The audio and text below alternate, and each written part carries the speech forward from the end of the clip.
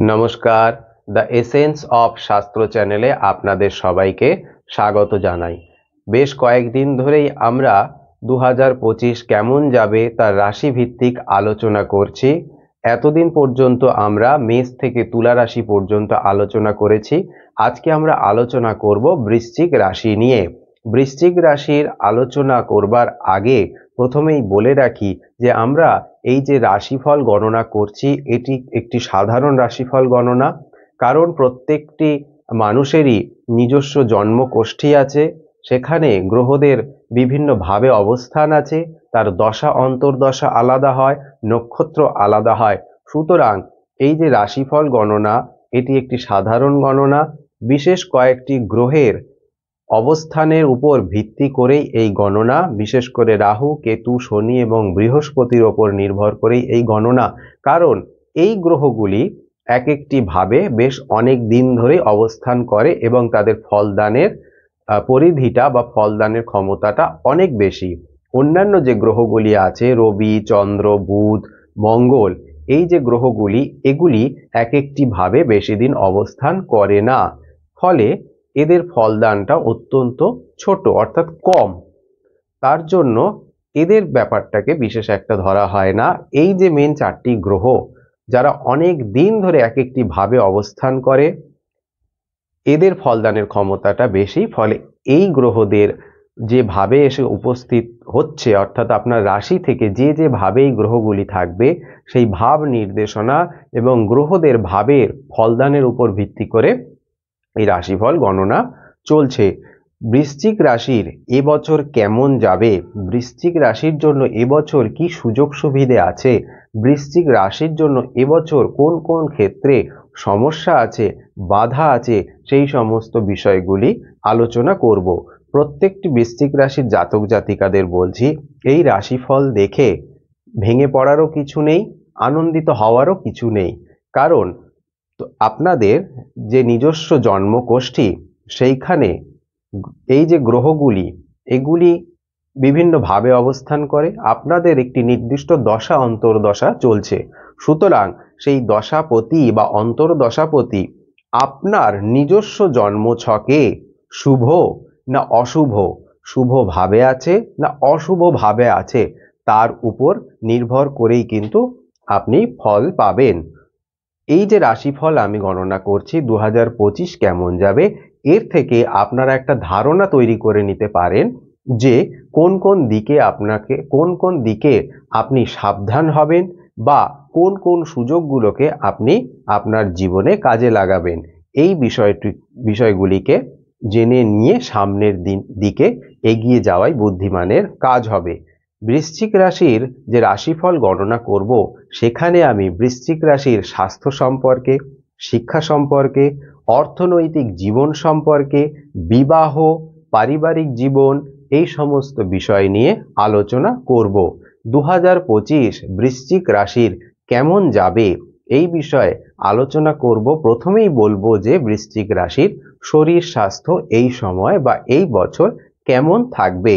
প্রথমেই বলি যে বৃশ্চিক রাশির এই সময় চতুর্থে শনি, পঞ্চমে রাহু, সপ্তমে বৃহস্পতি এবং দশমে কেতুর অবস্থান। আর অন্যদিকে বৃশ্চিক রাশির যে রাশিপতি সে হলো মঙ্গল। এই মঙ্গল বিভিন্ন সময় বিভিন্নভাবে অবস্থান করবে। আবার এই মঙ্গল যখন গোচরে সঞ্চার করবে তখন কখনো শনির সঙ্গে, কখনো রাহুর সঙ্গে, কখনো বৃহস্পতির সঙ্গে এবং কখনো কেতুর সঙ্গে থাকবে। প্রথমেই বলি, যেহেতু পঞ্চমে রাহু, চতুর্থে শনি আছে, আবার এই শনি মার্চ মাসের পর চলে যাবে পঞ্চমে বা রাহু চলে আসবে চতুর্থে। এই বছর বৃশ্চিক রাশির যারা জাতক জাতিকা আছো তাদেরকে আমি বলবো যে স্বাস্থ্যের দিকে একটু খেয়াল রাখতে হবে, কারণ এই বছর কোমর, হাঁটু, পেট এবং মাথার ব্যথা এই সংক্রান্ত সমস্যার যোগ রয়েছে। বৃহস্পতি মে মাসের মাঝামাঝির পর অষ্টম ভাবে চলে যাবে, ফলে পেটের একটা সমস্যা, গ্যাসের সমস্যা, এই ধরনের সমস্যাগুলো কিন্তু হবে। আবার তোমাদের যে রাশি অধিপতি আছে মঙ্গল, সে যখন ষষ্ঠ, অষ্টম এবং দ্বাদশ ভাবের উপর থেকে সঞ্চার করবে, তখন এই সমস্যা কিন্তু একটু বেড়ে যেতে পারে। সুতরাং আমি বলবো বছরের প্রথম থেকেই শরীর স্বাস্থ্যের দিকে নজর দেবে, খাওয়া দাওয়ার দিকে বিশেষ নজর দেবে। পেট সংক্রান্ত সমস্যা কিন্তু এই বছর থাকবে। এবার চলে আসি বৃশ্চিক রাশির শিক্ষা জীবন কেমন যাবে এই বছর 2025-এ বৃশ্চিক রাশির শিক্ষা জীবন কেমন। বৃশ্চিক রাশির শিক্ষা জীবন এই বছর মোটামুটি থাকবে, কারণ চতুর্থে শনির অবস্থান, পঞ্চমে রাহুর অবস্থান আছে। মে মাস পর্যন্ত পঞ্চমে রাহু থাকবে, মার্চ মাস পর্যন্ত চতুর্থে শনি থাকবে। ফলে শিক্ষার জায়গায় এবছর একটু সমস্যা রয়েছে, কারণ পঞ্চমে রাহু মানসিক চঞ্চলতা সৃষ্টি করে। অর্থাৎ আপনি বই নিয়ে পড়তে বসেছেন কিন্তু আপনার মনটা বাইরে পড়ে আছে। চতুর্থে শনি আপনি পড়তে বসলেন বা পড়তে বসাতে অনেকটা অলসতা দেখা দিতে পারে। সুতরাং এই বছর পড়াশোনার দিকে বিশেষ মনোযোগ দিতে হবে। কঠোর পরিশ্রম পড়াশোনার জন্য এই বছর বিশেষ প্রয়োজন। একটু অমনোযোগী হলে পড়াশোনায় কিন্তু বিপুল বাধা সৃষ্টি হবে, রেজাল্ট এই সময় খারাপ হয়ে যেতে পারে। ফলে কঠোর পরিশ্রমই এই বছর আপনাকে পড়াশোনার জায়গায় জিতিয়ে দেবে। অন্যদিকে বৃহস্পতি চলে যাবে কিন্তু অষ্টম ভাবে, ফলে পড়াশোনার জায়গায় অমনোযোগী হওয়া এই বছর একেবারেই চলবে না। অধ্যাবসায়, মনঃসংযোগ এবং পরিশ্রম আপনার পড়াশোনার জায়গাটাকে ভালো রাখবে। সুতরাং পরিশ্রম করাই বুদ্ধিমানের কাজ হবে এই বছর। এরপর চলে আসব বৃশ্চিক রাশির ব্যবসার জায়গা কেমন থাকবে, অর্থাৎ বৃশ্চিক রাশির যারা জাতক জাতিকা আছেন 2025-এ যারা ব্যবসার সাথে যুক্ত আছেন তাদের 2025 কেমন যাবে। প্রথমেই বলি বছরের শুরু থেকে মে মাসের মাঝামাঝি পর্যন্ত আপনাদের সপ্তম ভাবে বৃহস্পতি অবস্থান করছে। এই বৃহস্পতি আপনাদের দ্বিতীয়পতি এবং পঞ্চমপতি অবস্থান করছে সপ্তমে। ফলে ব্যবসার জন্য বছরের শুরু থেকে মে মাসের মাঝামাঝি পর্যন্ত অত্যন্ত শুভ। যেহেতু বৃহস্পতি আপনাদের পঞ্চমপতি এবং দ্বিতীয়পতি, ফলে ব্যবসায় বেশ লাভ আপনারা করতে পারবেন। এই সময়ের মধ্যে ব্যবসার পরিধি যদি আপনারা বৃদ্ধি করতে চান বা ব্যবসা নিয়ে যদি নতুন কোনো পরিকল্পনা থেকে থাকে তাহলে অবশ্যই মে মাসের মধ্যে সেগুলি সেরে নিন। কারণ মে মাসের পর রাহু আপনাদের চতুর্থ ভাবে এসে উপস্থিত হবে, অন্যদিকে কেতু চলে আসবে আপনাদের দশম ভাবে। ফলে তখন ব্যবসার জায়গায় বা কর্মের জায়গায় বিশেষ কিছু সমস্যার সৃষ্টি হবে। দশমে কেতু কর্মের জায়গায় বা ব্যবসার জায়গায় বাধা সৃষ্টি করে, গুপ্ত শত্রু সৃষ্টি করে। এমনও দেখা যায় যে এই সময় আপনার যারা প্রতিযোগী আছে তারা হিংসার বশবর্তী হয়ে কোনো তন্ত্রক্রিয়ার মাধ্যমে আপনার কর্মের জায়গাটিকে ক্ষতি করে দিতে পারে। ফলে ব্যবসা সংক্রান্ত আপনার যা কিছু পরিকল্পনা আছে সেগুলি মে মাসের মাঝামাঝির আগেই সেরে ফেলুন, কারণ এরপর এই বৃহস্পতি আপনাদের অষ্টম ভাবে চলে যাবে এবং মে মাসের পর কেতু দশমে উপস্থিত হবে, রাহু চতুর্থে উপস্থিত হবে। ফলে সময়টা প্রতিকূলতার সৃষ্টি করবে। মে মাসের পর থেকে আপনার কাজ হবে যে ব্যবসাটি আপনি গড়ে তুলেছেন সেই ব্যবসাটিকে রক্ষা করা বা সেটিকে সঠিকভাবে পরিচালনা করা। মে মাসের পর থেকে মানে এই বছরে শুরু থেকে নিয়ে শেষ পর্যন্ত কখনোই গুরুজনদের সাথে কোনো রকম অশান্তি করবেন না, সেটা আপনাদের জন্য বিপদের কারণ হতে পারে। সুতরাং এই দিকটাকে আপনাদের বিশেষভাবে খেয়াল রাখতে হবে। চোখ কান খোলা রেখে মে মাসের পর থেকে ব্যবসার জায়গাটিকে পরিচালনা করুন। চাকরির জায়গা কেমন থাকবে বৃশ্চিক রাশির 2025-এ? চাকরির জায়গাটা কেমন থাকবে এটা বলতে গেলে প্রথমেই বলি যে আপনাদের ষষ্ঠপতি হলো মঙ্গল, যে কিনা বিভিন্ন সময়ে বিভিন্নভাবে অবস্থান করবে। ফলে চাকরির জায়গায় কখনো ভালো কখনো মন্দ ফল আপনারা দেখতে পারবেন। অন্যদিকে এই সময় শনি মার্চ মাস পর্যন্ত আপনাদের চতুর্থ ভাবে অবস্থান করছে এবং দশম ভাবে দৃষ্টি দিচ্ছে। আবার মে মাসের পর রাহু চলে আসবে চতুর্থে, সেখান থেকে সে দশমে দৃষ্টি দেবে, আর অন্যদিকে দশমে কেতুর অবস্থান থাকবে। ফলে চাকরির জায়গায় কিছুটা অসন্তোষ থাকবে। বিশেষ করে কর্মক্ষেত্রে কিছু গুপ্ত শত্রু আপনাকে হয়রানি করতে পারে বা আপনার ক্ষতি করতে পারে। ফলে এই দিকটায় আপনাকে কিন্তু এই বছর একটু নজর দিতে হবে। যেহেতু চতুর্থে রাহু এবং দশমে কেতু থাকবে, ফলে চাকরির জায়গায় কিছুটা কঠিন পরিস্থিতির সম্মুখীন আপনাকে হতে হবে। অবশ্যই বুদ্ধি করে এই জায়গা থেকে আপনাকে বাঁচতে হবে। এরপর আমি বলবো যে বৃশ্চিক রাশির আর্থিক জীবন কেমন থাকবে। 2025-এ বৃশ্চিক রাশির আর্থিক জীবন বলতে গেলে প্রথমেই বলতে হয় মে মাসের মাঝামাঝি পর্যন্ত অর্থনৈতিক জীবনটি বেশ শুভ। এই সময় বৃহস্পতি আপনাদের সপ্তম ভাবে অবস্থান করছে এবং একাদশ ভাবে সে দৃষ্টি দিচ্ছে এবং আপনাদের প্রথম ভাবেও দৃষ্টি দিচ্ছে। ফলে দ্বিতীয় পতির একাদশে দৃষ্টি অর্থ রোজগার এবং তার সঞ্চয়ের জায়গাটিকে ভালো মতো সবল করে, অর্থাৎ অর্থ রোজগার এবং সঞ্চয়ের জায়গাটি বেশ ভালো। এরপর বৃহস্পতি চলে যাবে আপনাদের অষ্টম ভাবে। বৃহস্পতি অষ্টম ভাবে চলে গেলেও তখন যদিও কিছু অর্থনৈতিক সমস্যা আপনাদের দেখা দেবে, তাছাড়াও এই বৃহস্পতি অষ্টম ভাবে অবস্থান করে আপনাদের দ্বিতীয় ভাবে দৃষ্টি দেবে। ফলে অর্থের জায়গায় কিছু সমস্যা আসলেও তা থেকে আপনারা বেরিয়ে আসবেন। আবার মার্চের পর থেকে শনির দৃষ্টি যেহেতু সরে যাবে তাদের দশম ভাবের উপর থেকে, ফলে আপনারা কর্মের জায়গা থেকে যে অর্থনৈতিক সমস্যা সেখান থেকেও আপনারা কিছুটা হলেও মুক্তি পাবেন। সুতরাং এখান থেকে বলা যায় যে এই বছর অর্থনৈতিক জীবনটা মোটামুটি ভালোই আশা করা যায়। বিবাহের জায়গা, এবছর বিবাহের জন্য যারা তৈরি হচ্ছে তাদের বিবাহ হবে কি না, অর্থাৎ বৃশ্চিক রাশির যারা জাতক জাতিকা আছো বিবাহের জন্য প্রস্তুত হচ্ছ বা বিবাহ করবে বলে ভাবছো, তাদের 2025 কেমন যাবে। প্রথমেই বলি, যারা বিবাহের কথা চিন্তা করছো এই বছর, তারা বছরের শুরু থেকে নিয়ে মে মাসের মাঝামাঝির আগে পর্যন্ত বিবাহের কাজটিকে সেরে ফেলো। কারণ এই সময় তোমাদের দ্বিতীয় পতি পঞ্চম পতি সপ্তমে অবস্থান করছে, যা বিবাহ করবার একটি আদর্শ যোগের সৃষ্টি করছে। অন্যদিকে মার্চের পর তোমাদের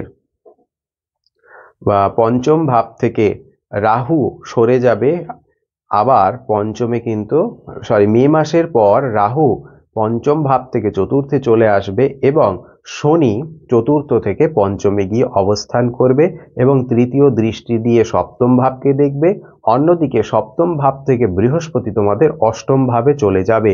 ফলে মে মাসের পর থেকে বিবাহের জায়গাটি একটু প্রতিকূল হয়ে উঠবে। ফলে যারা এই বছর বিবাহের কাজ সম্পন্ন করতে চাইছো তাদেরকে বলবো মে মাসের মাঝামাঝির আগেই বিবাহের কাজটি সেরে ফেলাই বুদ্ধিমানের কাজ হবে। কারণ আমি একটু আগেই বললাম যে দ্বিতীয় পতি পঞ্চম পতি বৃহস্পতি সে তোমাদের সপ্তমে অবস্থান করবে।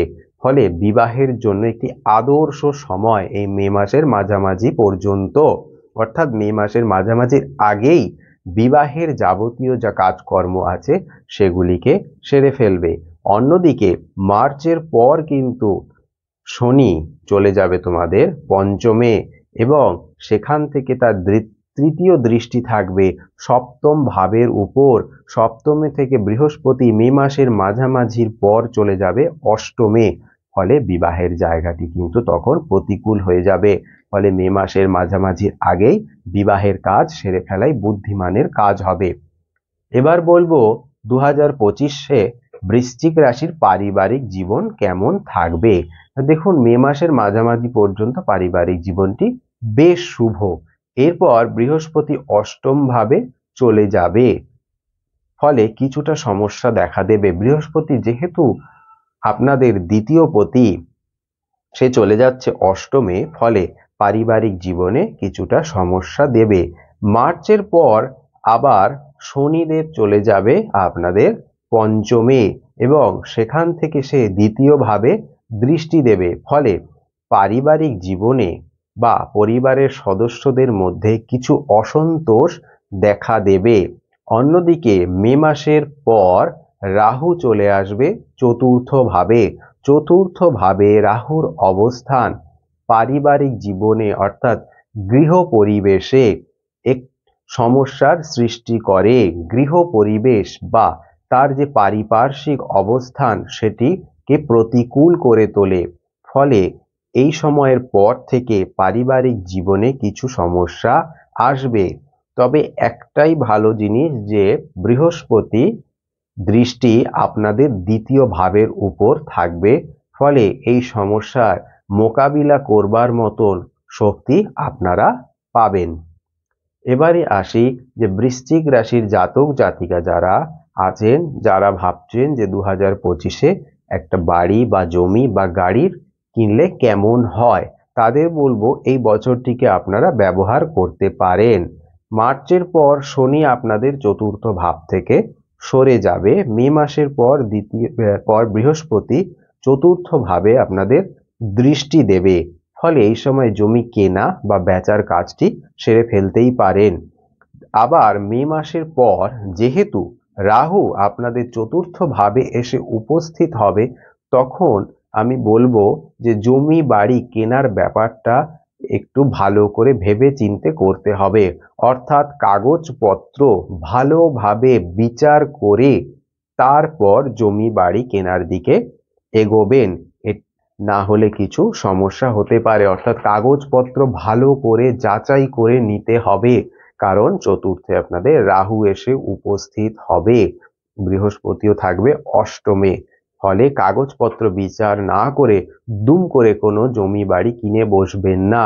এই সময় রাহু যেহেতু আপনাদের চতুর্থ ভাবে অবস্থান করবে, ফলে কোনো রকম গন্ডগোলের জমি কিনবেন না।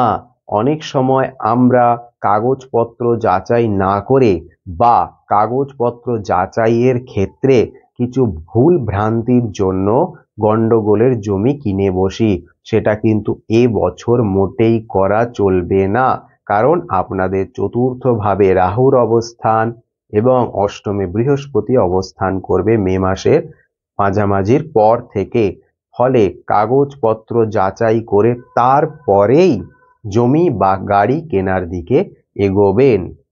এই গেল যে 2025 বৃশ্চিক রাশি কেমন যাবে তার একটি সাধারণ ফলাদেশ। এবার আমি বলে নেব যে এই 2025-এ ভালো থাকতে গেলে বা এই 2025-এ যাতে বৃশ্চিক রাশি যারা জাতক জাতিকা আছো, পড়াশোনার ক্ষেত্রেই বলো, চাকরির ক্ষেত্রেই বলো, ব্যবসার ক্ষেত্রেই বলো, যে কোনো ক্ষেত্রে সাফল্য লাভ করতে গেলে কি করবে, আমি কয়েকটি প্রতিকারের কথা বলে দিচ্ছি। এই প্রতিকারগুলি 2025-এর জন্য খুবই গুরুত্বপূর্ণ। প্রথমেই বলবো, প্রতি শনিবার যে জটাযুক্ত নারকেল হয়, সেই নারকেল কোনো প্রবাহিত জলে ভাসিয়ে দেবেন। নদী বা সমুদ্র বা যেখানে জল প্রবাহিত হয়ে চলেছে, নদী স্বাভাবিকভাবে ধরা হয়, সেই নদীতে জটাযুক্ত নারকেল ভাসিয়ে দেবেন। প্রতিদিন হনুমান চালিসা এবছর পাঠ করুন। শত্রুতার হাত থেকেই বলুন, বিপদের হাত থেকেই বলুন, শনির অশুভ প্রভাব, রাহুর অশুভ প্রভাব বা মঙ্গলের যে বিভিন্নভাবে অবস্থান, মঙ্গল যখন ষষ্ঠে অবস্থান করবে, অষ্টমে অবস্থান করবে, দ্বাদশে অবস্থান করবে, বা মঙ্গল যখন শনির ওপর থেকে পাশ করবে, রাহুর ওপর থেকে পাশ করবে, কেতুর ওপর থেকে পাশ করবে, তখন যে একটি অশুভ যোগের সৃষ্টি হবে বা অশুভ ফলের সৃষ্টি হবে, সেখান থেকে বাঁচতে গেলে এখন থেকেই প্রতিদিন হনুমান চালিসা পাঠ শুরু করে দিন। যা আপনার যারা বন্ধু বান্ধব আছে তাদেরকে স্ন্যাক্স জাতীয় খাবার অর্থাৎ নোনতা কিছু জিনিসপত্র খাওয়াবেন। এই বছরটি ভালো যাবে। গলায় একটি রূপোর হার পরবেন বা ধারণ করবেন। এই বছরের জন্য এটি অত্যন্ত শুভ। শনি, মঙ্গল এবং বৃহস্পতিবার দিন অবশ্যই নিরামিষ আহার করুন। যারা ছাত্রছাত্রী আছো বৃশ্চিক রাশির, তাদেরকে বলবো প্রতিদিন মা সরস্বতীর আরাধনা করতে।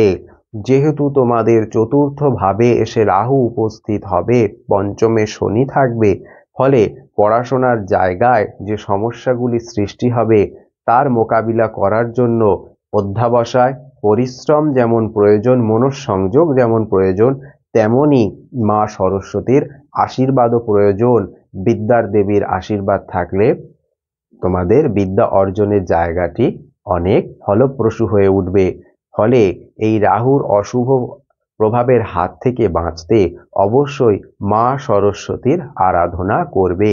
বাড়িতে যদি মা সরস্বতীর কোনো বিগ্রহ থাকে বা মা সরস্বতীর যদি কোনো পটচিত্র থাকে, তাহলে সেখানে প্রতিদিন বাসন্তী রঙের ফুল, গাঁদা ফুল এবং তার সাথে নীলকণ্ঠ ফুল দিয়ে মায়ের আরাধনা করবে আর প্রার্থনা করবে যেন এই বছর তোমাদের পড়াশোনার জায়গাটা ভালো থাকে, রেজাল্ট ভালো হয়, পড়াশোনায় যাতে তোমাদের মনঃসংযোগ বৃদ্ধি হয়, সেই প্রার্থনাগুলো কিন্তু অবশ্যই করতে হবে।